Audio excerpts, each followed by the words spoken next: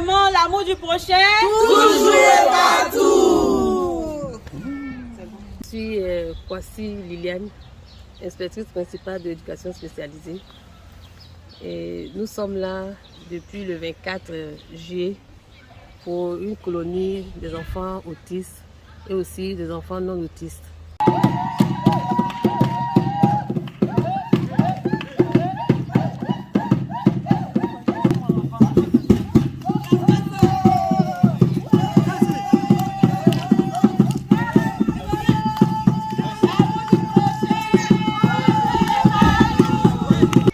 Il faut dire que les enfants non autistes sont là.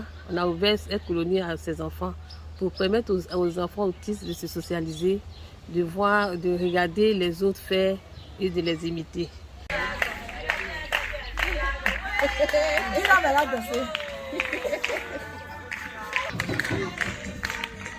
Aussi, les non autistes aussi, après c'est l'occasion aussi eux de voir d'autres enfants qui sont différents d'eux et puis les permettre de les accepter, de les comprendre et puis d'aller vers eux, de jouer avec eux.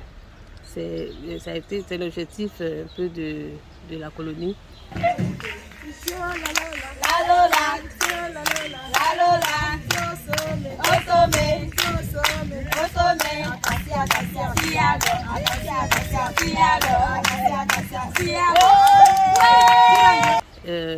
Deuxième objectif, c'est permettre à ces enfants d'être autonomes. Et nous constatons qu'en tant qu'enfant autiste, un enfant autiste d'abord c'est quoi? Un enfant autiste c'est un enfant qui a des troubles au niveau développemental. Et les scientifiques disent que c'est un trouble neurodéveloppemental. C'est-à-dire que l'enfant a des troubles et ça agit sur ses interactions sociales, la communication, et puis il a des comportements répétitifs, répétés. Il est dans son monde en gros.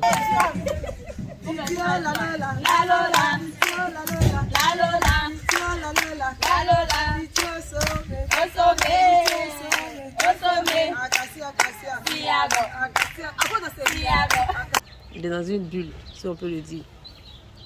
Et ces enfants, le plus souvent, dans leur développement, il y a un retard.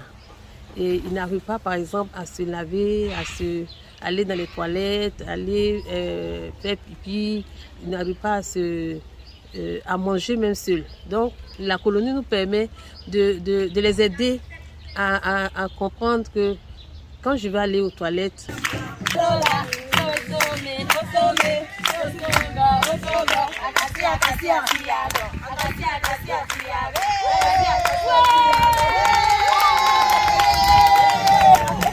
je veux me libérer.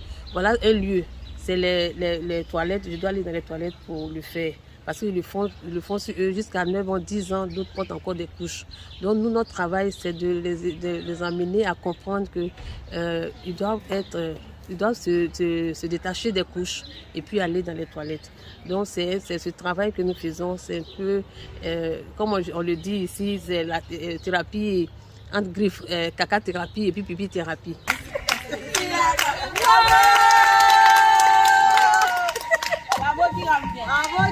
Et aussi, il faut les amener à manger seuls, il faut les amener à se laver seuls, à s'habiller seuls.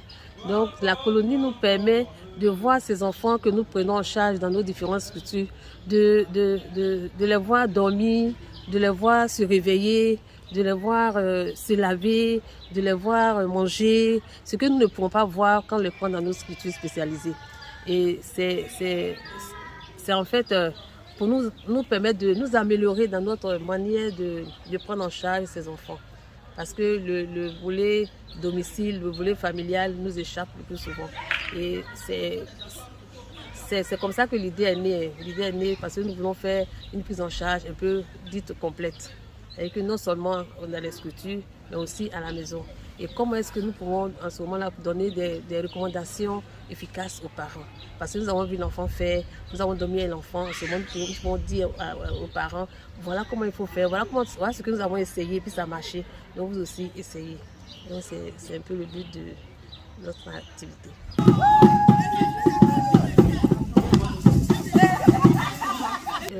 L'année dernière, par exemple, nous avons fait d'abord la première édition. Au sortir de là, certains parents ont témoigné des changements dans la vie de leurs enfants. Il y en a qui ont appris maintenant à aller faire quand ils devaient faire, ils veulent uriner, aller là où il faut pour uriner. Il y en a qui ont commencé à se laver, même si ce n'est pas encore total, mais ils ont commencé à se laver, ils ont commencé à comprendre. Donc, les parents ont témoigné de cela. Et déjà ici, cette année, on est venu, beaucoup sont venus avec toutes ces difficultés-là. Mais on se rend compte qu'au fur et à mesure, quand on leur donne les éponges pour dire vous te laver ou bien voilà comment il faut faire, au moins il essaie de faire. Il n'y arrive pas mais il essaie. Mais déjà c'est déjà un grand pas parce qu'il comprend que je dois maintenant prendre moi-même l'éponge, mettre le savon et puis commencer à me frotter. Déjà c'est un grand pas. Il y en a qui participent maintenant à l'habillage. C'est-à-dire que quand on veut l'habiller, on dit bon lève les bras, il donne son bras, il donne les pieds.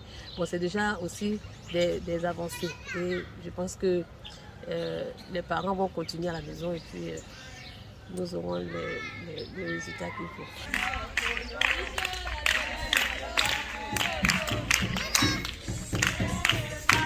Comment reconnaître un enfant autiste?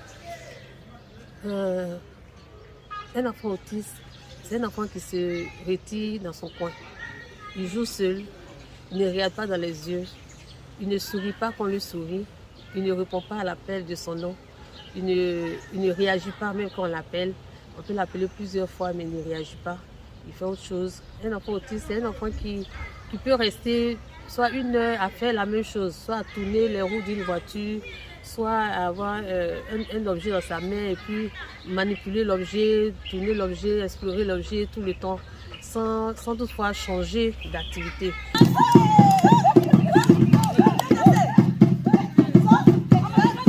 Un enfant autiste, c'est un enfant qu'on lui présente les objets, les jouets, il ne sait pas comment les manipuler, il ne comprend pas comment les manipuler.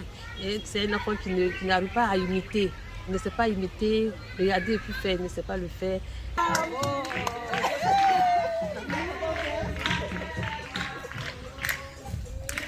Un enfant autiste, c'est un enfant qui ne parle pas. Il y en a qui parlent, mais il y en a qui beaucoup ne parlent pas.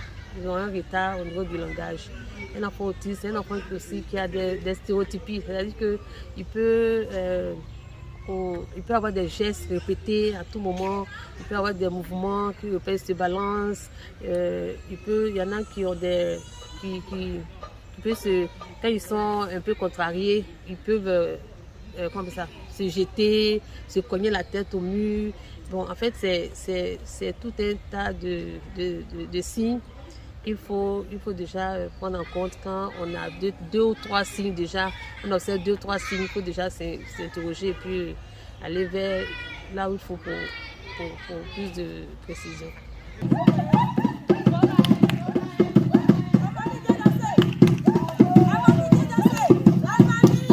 Ces signes ne sont pas exhaustifs, effectivement, mais si vous constatez 3 4 signes, il faut déjà aller vers les spécialistes pour prendre de plus amples connaissances et puis essayer de voir comment est-ce que l'enfant c'est l'autisme ou bien c'est autre chose. Vous voyez déjà avec 3 4 signes, on n'est pas trop loin de ça. Maintenant,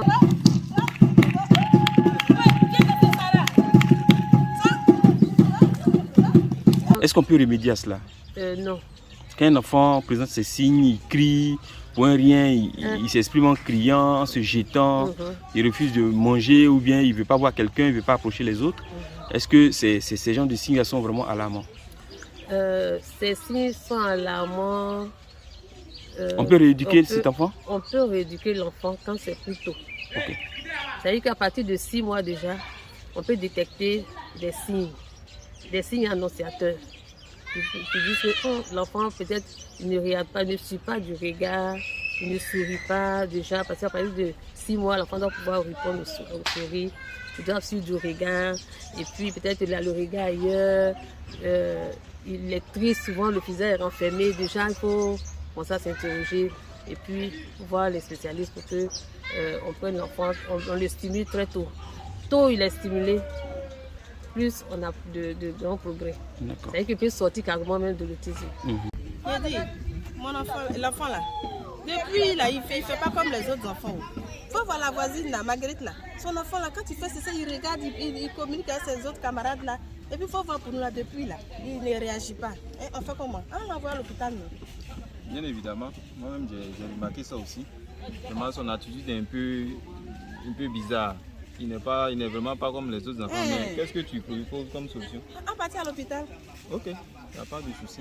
Mais quand les signes s'installent, jusqu'à 4 ans, 5 ans, 6 ans, c'est devenu compliqué.